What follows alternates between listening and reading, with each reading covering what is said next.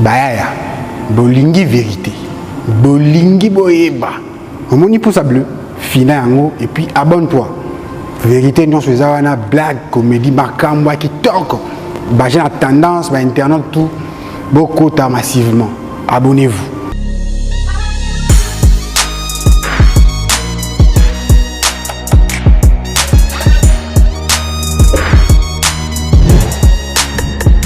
Bienvenue à toutes et à tous dans votre magazine Veritas sur la chaîne YouTube Okapi One TV. Pour aujourd'hui, nous allons nous entretenir avec l'honorable Célestin Ngelema, élu de l'Équateur. Avec lui, nous allons passer en revue l'actualité du moment Covid-19 et pourquoi pas la grogne hier au niveau de l'Assemblée nationale. Bonjour honorable. Bonjour journaliste. En brève présentation de l'honorable, vous êtes élu de quelle circonscription? Je suis honorable Célestin Ngelema.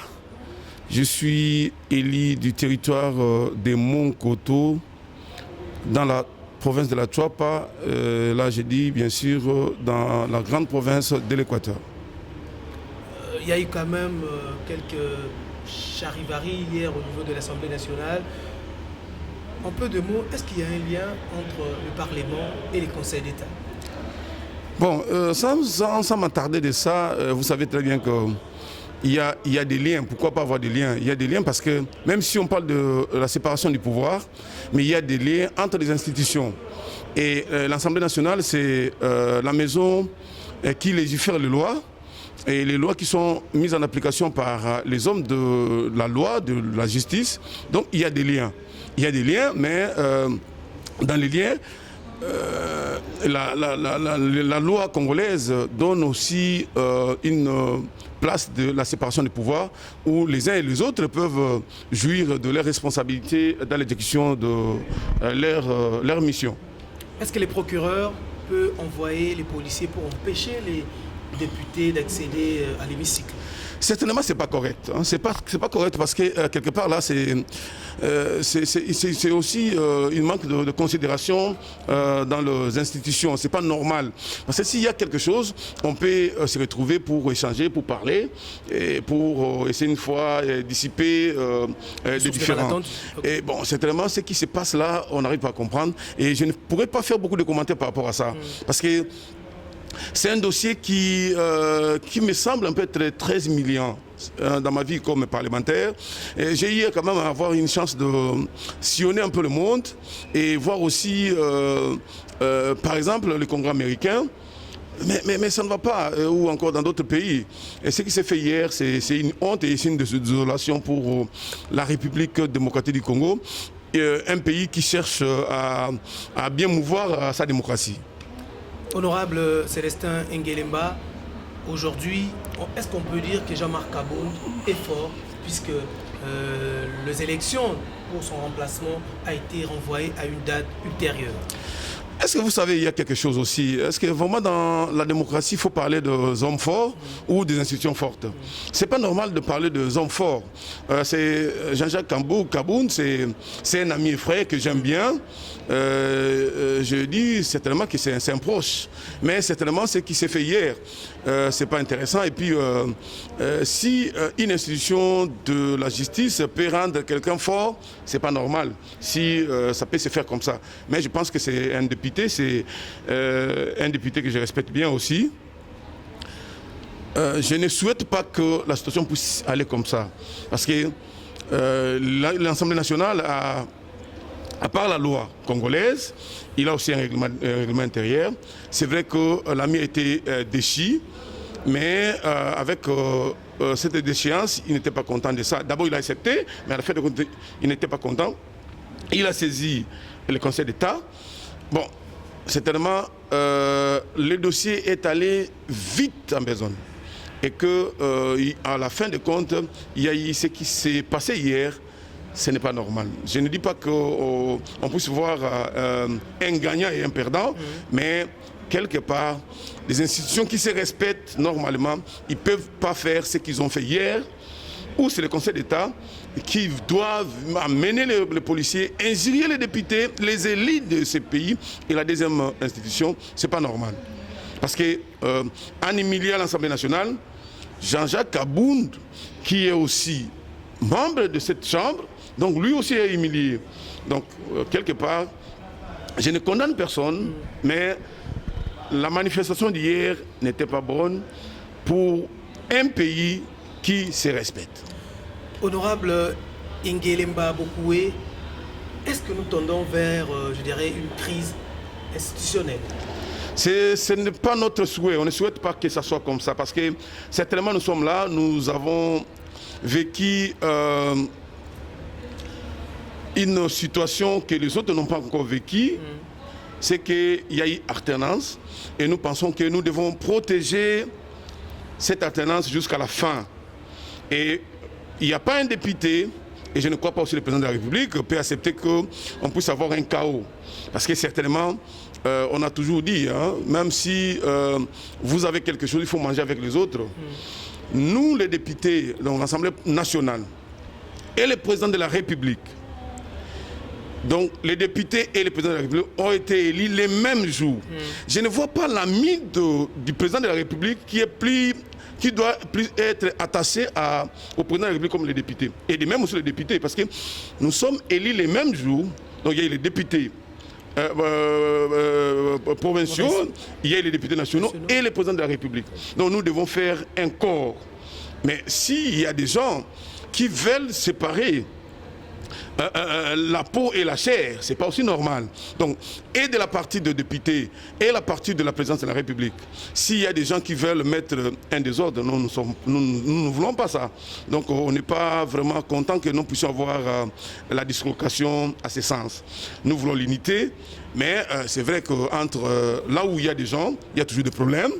Mais je pense que demain ou après-demain, on va régler l'affaire. Parce que hier, j'ai vu... quand la présidente de l'Assemblée est venue, il était d'abord voir le président de la République, elle est venue, même si on voulait bloquer, mais elle est entrée quand même à l'hémicycle, non, au Parlement d'abord, dans la concession, et à l'hémicycle. Il a tenu quand même un bon discours.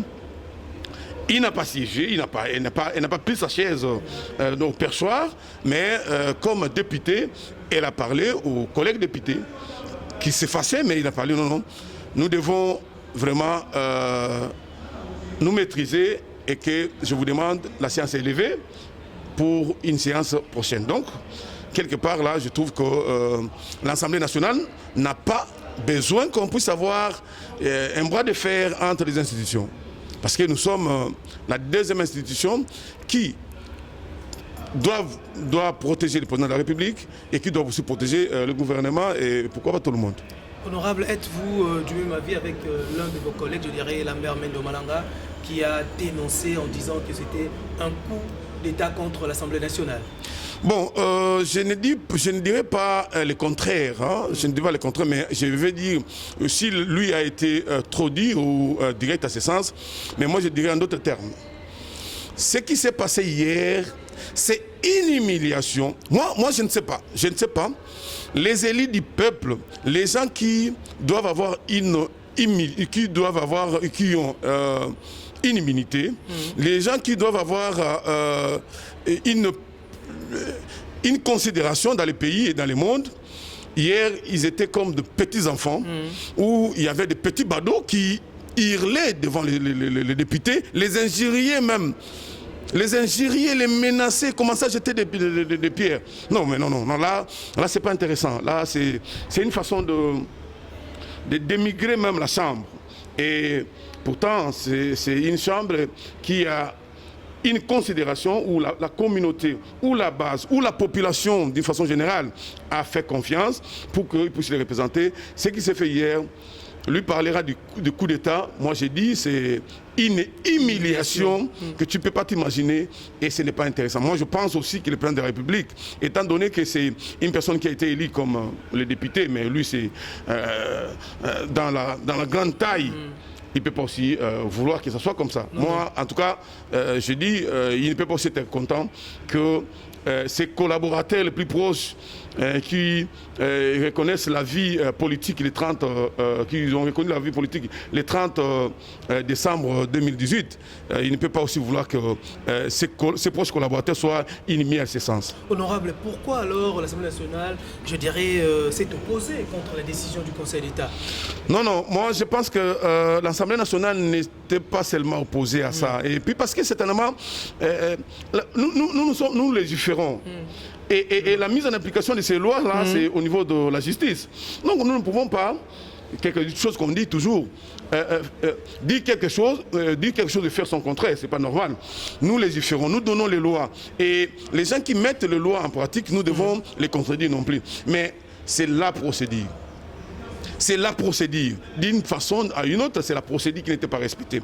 C'est vrai, les collègues ont déposé sa plainte. Le Conseil d'État a saisi sa plainte. Le Conseil d'État a appelé la partie qui devrait, donc l'Assemblée nationale. L'Assemblée nationale est arrivée. Il y a eu des pourparlers, des échanges juridiques entre les magistrats et la partie de l'Assemblée nationale. Mais ce qui a inquiété et ce qui a été déploré, c'est quoi? Les juges ont dit, ok, vous allez, mais demain vous amenez votre plaidoyer. Mais curieusement, c'est à 20h, 21h que le Conseil d'État prendra une décision pour dire, on suspend, on s'en. Mais ça, c'est pas normal. Et puis, je vous dis, la maison de la démocratie, c'est le Parlement. Ok, honorable. C'est le Parlement qui serait la maison de la démocratie. Et si et seulement si nous cherchons la bonne gouvernance, mais si nous arrivons à voir que la journée, vous avez dit, ok, le matin avant midi, vous amenez votre plaidoyer. Et le soir même, la nuit même, notamment, il y a un verdict qui tombe. Tu vois un peu comment ça se fait. Et surtout que, pour l'Assemblée nationale, ce sont des prestations internes à l'Assemblée nationale. S'il y a quelqu'un, même du bureau ou un député qui se comporte très mal, il y a la commission des sages, il y a aussi d'autres mécanismes qui donnent accès pour que les députés soient inquiétés ou encore blâmés. Mais on devait changer, on devait certainement remplacer quelqu'un. Et vous savez, il y a un problème. Je ne sais pas comprendre cette histoire aussi. C'est l'Assemblée nationale, non, c'est l'IDPS, par son secrétariat général, qui a mené la candidature de l'honorable Patricia Nseya. Et étant donné que l'Assemblée c'est ça, on dit ok, comme il y a eu un départ, nous remplaçons aussi la personne directement comme demande notre règlement intérieur. Et vous avez vu, s'il y avait un problème, même parce qu'on peut crier aujourd'hui, le FCC a fait ou quoi là. Mais est-ce que FCC a donné une autre candidature? Non. Il y a seulement une seule candidature, mais comme la loi dit, c'est pas par acclamation, mais on doit voter. On doit la voter et c'est tout. Mais c'est vrai, nous devrions faire ça. Et même si, certainement, que l'Assemblée nationale devrait passer, mais ce n'est pas de cette manière-là. C'est comme si l'Assemblée nationale n'est pas respectée par aussi la justice, parce que quelque part là, où c'est un acharnement. Moi je peux dire, on n'est pas considéré, et tu peux avoir aussi, même si on passe dans la voie, il y a les ministres, par exemple vous allez voir un ministre qui est respecté, mais les députés n'est pas respecté. C'est contradictoire aussi. Pourtant, quand vous voyez un peu dans le système protocolaire, c'est pas comme ça. Donc quelque part, ce qui a été passé hier, c'est vraiment à regretter. C'est à regretter. Oui, honorable Ngelemba Bokoué Célestin, merci vraiment pour vos interventions. On sait très bien que les députés se battent bec et ongle pour voter des lois, pour protéger la population. Mais il y a quelques jours, la présidente de l'Assemblée nationale a sollicité auprès du Premier ministre un ajout de $2000 sous les émoluments des députés nationaux en cette période de crise. Est-ce que c'était opportun de solliciter ça? Bon, je pense que c'est une question que tu me poses. Tu vas me dire des fois que je ne peux pas rejeter cette proposition. Mais la réalité, c'est que je n'ai pas encore l'information, certainement. D'une façon officielle, je n'ai pas cette information. Mais je vais vous dire une chose, mon cher journaliste. Ouais. Vous devez comprendre que, d'une façon générale, les députés ou bien les élus de ces pays, je ne dis pas qu'ils ont remplacé l'État congolais. mais ce sont des personnes qui sont en train de souffrir sérieusement. Je vais vous dire, je viens d'arriver ici dans votre studio, mais je vous dis réellement que ce matin seulement, j'ai eu au moins plus de 2 messages pour me dire que non, tel est mort, tel est malade, qu'il faut donner des moyens. Mais par quel salaire? Par quel on n'a pas un fonctionnement. Les députés ou les élus provinciaux tout comme nationaux, ce sont aujourd'hui des personnes qui sont appelées des papas solutions, en tout et pour tout. Tu vas dire à ta base qu'il n'y a pas l'argent. Qui peut croire? Personne. Qui peut croire à ça? On vous a dit autrefois, les députés touchaient 13 000 $. Ouais. On n'a jamais vu ça. On n'a jamais vu ça. Je peux vous dire que je ne sais pas si avec les 40% qu'on doit ajouter, mais je vous dis, j'ai touché jusque-là, il y a de cela un mois, 4 030 $. Et il faut voir les partis politiques qui tu dois donner les pourcentages, tu dois avoir les socio-pas, tu vas rester avec combien, et puis voir la base.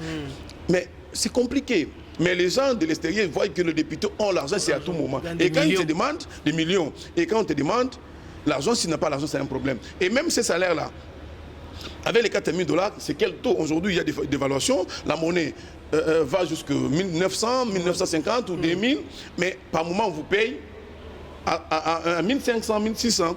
Donc, il y a une dévaluation d'abord au niveau de l'échange. Donc, quelque part là, les députés sont en difficulté.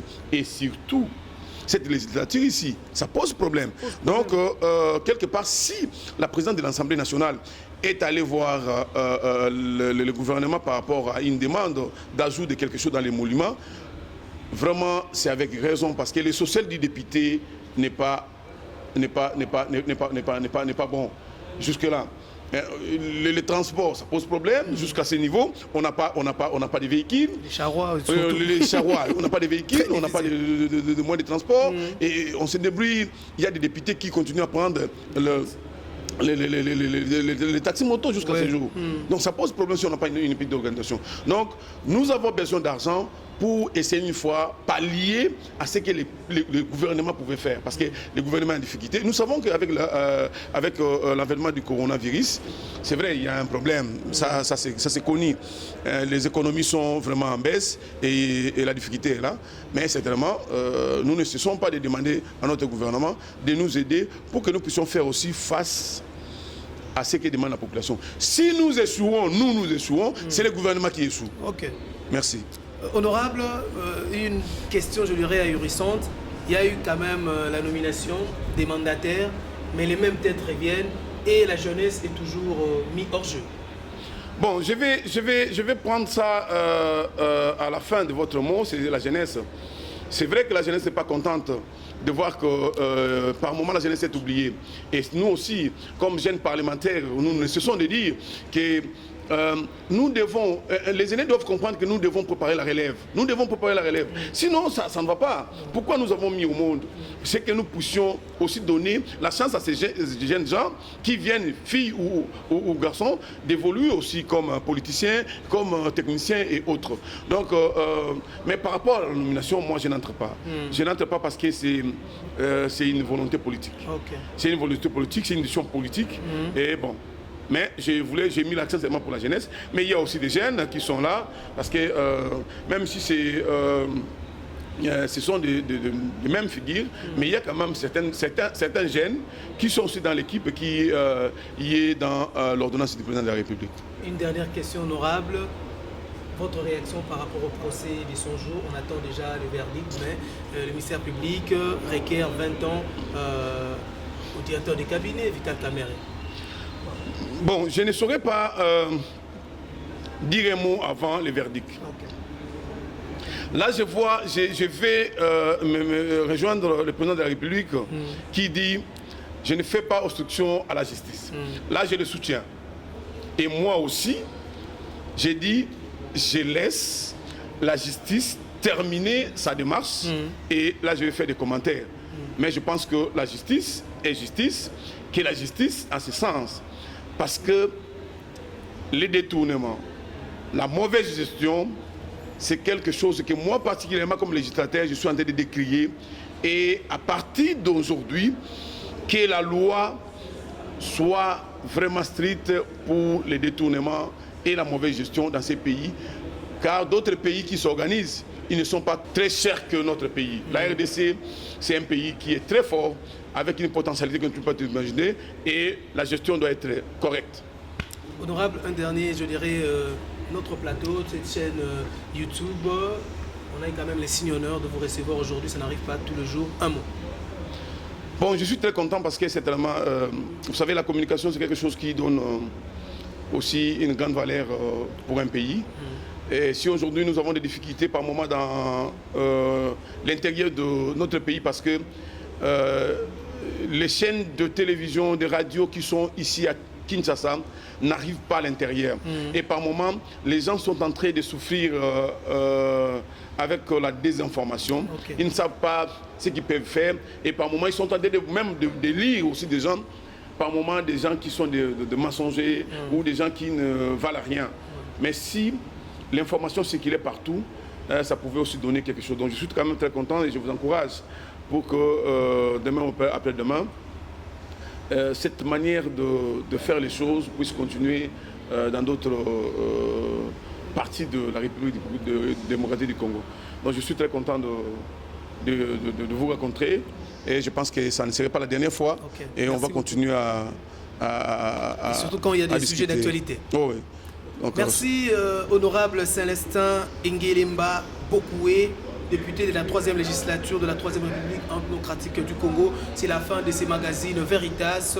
On se retrouve dans un autre numéro. Salut chers internautes, vous êtes nombreux à nous suivre, mais pour que vous continuiez à suivre parfaitement notre chaîne, n'oubliez pas de vous abonner et de partager massivement. Allez, abonnez-vous, cliquez dessus, je vous attends. Allez, abonnez-vous.